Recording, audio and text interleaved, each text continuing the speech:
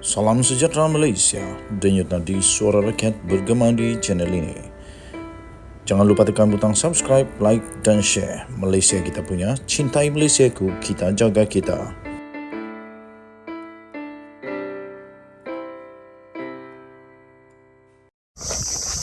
Salam sejahtera Malaysia, denyut nadi suara rakyat bergema di channel ini. Hari ini kita pergi memancing di sungai yang indah.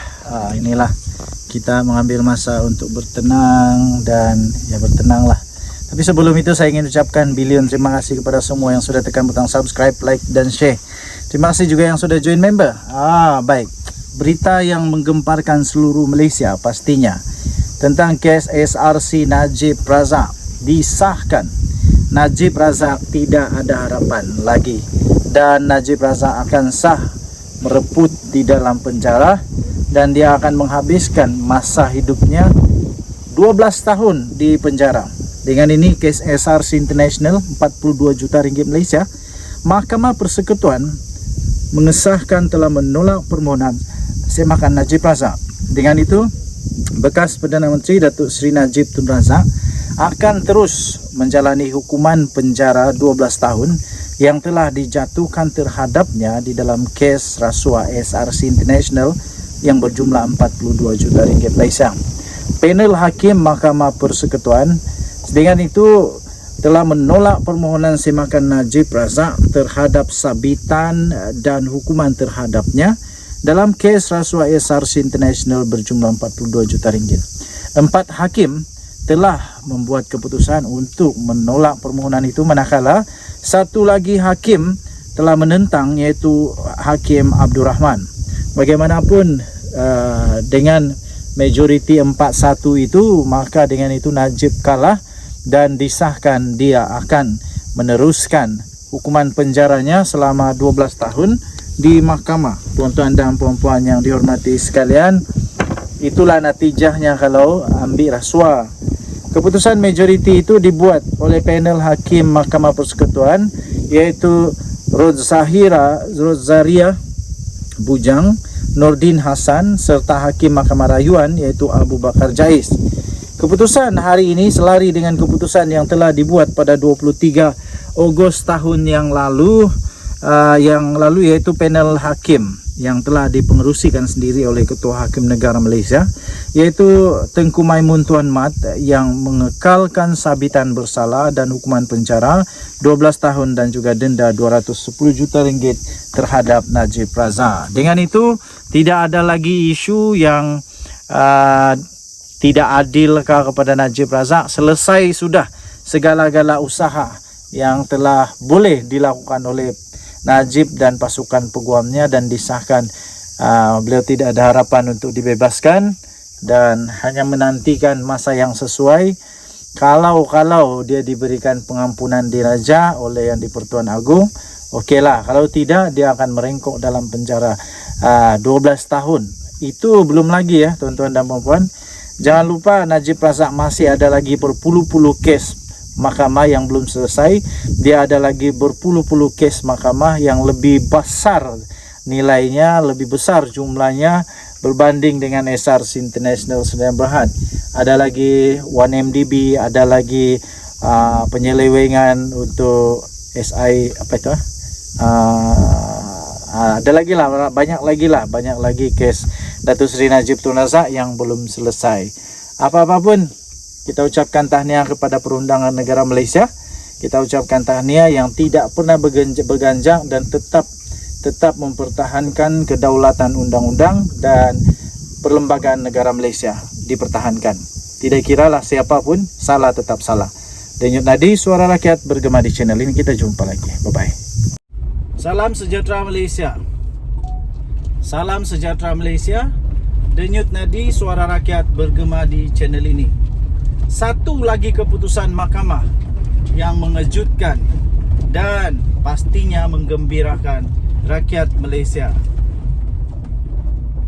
Mengejutkan rakyat Malaysia, tetapi pada masa yang sama mengejutkan rakyat Malaysia. Saya fikir inilah yang seluruh rakyat Malaysia mahu. Saya fikir inilah yang rakyat Malaysia nanti-nantikan. Inilah yang rakyat Malaysia doa-doakan selama ini. yaitu mesti ditegakkan keadilan, keluhuran, kedaulatan undang-undang haruslah ditegakkan di Malaysia. Tuan-tuan dan puan-puan yang dihormati sekalian, salah seorang daripada orang yang sangat penting di dalam skandal 1MDB, Jolo, akhirnya disahkan di penjara selama 10 tahun. Jolo sah di penjara 10 tahun oleh mahkamah. Inilah yang ditunggu oleh seluruh rakyat Malaysia, iaitu kita mahu supaya Jolo di penjara. Kalau boleh, bukan hanya penjara, tetapi lebih teruk dari itu. Kerana apa? Kita mengharapkan beliau dapat bertanggungjawab dengan kehancuran yang dilakukannya kepada Malaysia. Kehancuran dalam politik, kehancuran dalam pentadbiran, kehancuran dalam keuangan ekonomi, kehancuran dalam macam-macam lagi kesan buruk daripada perangai, daripada kegiatan yang jahat daripada Jolo ini, tuan-tuan dan puan-puan yang dihormati sekalian. Mahkamah Kuwait sah telah menjatuhkan hukuman penjara selama 10 tahun ke atas Jolo. Satu saja saya nak kata, iaitu padan muka. Sekiranya anda setuju dengan saya iaitu padan muka, anda boleh komen padan muka. Saya suka betul. Bukan saya suka Jolo kena penjara, tidak. Tapi saya suka pesalah mesti diajar. Kerana kerosakan yang dibawa oleh Jolo ini amat teruk kepada negara Malaysia. Amat teruk. Sehingga bukan saja ekonomi, politik Malaysia pun tunggang langgang hanya kerana Jolo yang jahat ini. Dan telah juga bersubahat dengan pemimpin-pemimpin yang tak bertanggungjawab. Okey, tuan-tuan dan puan-puan, sebuah mahkamah di Kuwait pada hari ini telah mensabitkan kesalahan kepada ahli perniagaan dalam buruan, walaupun tanpa kehadirannya semalam atas tuduhan pengubahan wang haram berhubung dengan skandal 1MDB yang terkenal di seluruh dunia. Menurut laporan daripada Akhbar Kuwait Al-Kabas, seorang syekh bersama rakan kongsinya dan 2 lagi warga asing juga telah dijatuhkan hukuman penjara 10 tahun, manakala seorang peguam dijatuhkan hukuman 7 tahun atas tuduhan pengubahan wang haram melibatkan dana Malaysia itu.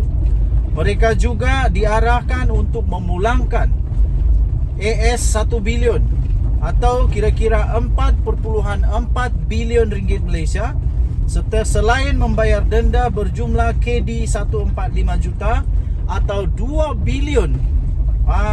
bilion ringgit Malaysia. Ini yang patut dilaksanakan. Akhbar itu tidak menamakan syekh tersebut, rakan kongsinya maupun peguam berkenaan, tetapi hanya menyebut sebagai dana Malaysia.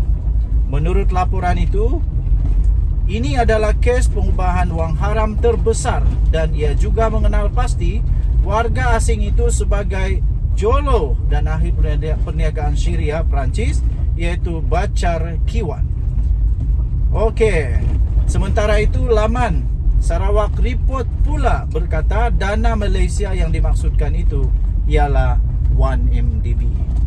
Tahniah diucapkan kepada Mahkamah Kuwait yang berani untuk memenjarakan Jolo yang penjahat ini. Kita harap-harap Mahkamah Malaysia pun akan mengambil tindakan yang sama sekiranya memang bersalah. Denyut nadi suara rakyat bergema di channel ini. Bye-bye.